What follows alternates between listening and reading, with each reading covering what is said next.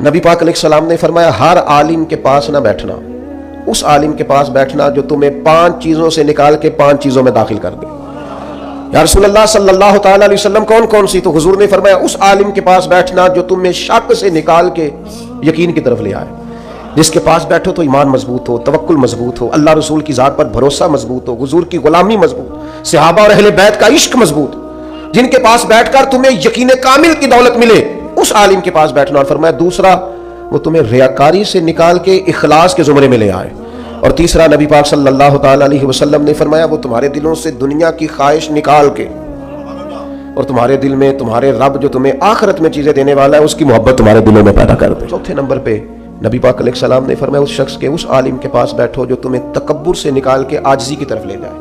اور پانچواں اللہ کے محبوب علیہ السلام نے فرمایا اس عالم کے پاس بیٹھو جو تمہیں دشمنی سے نکالے اور خیر خواہی کی طرف لے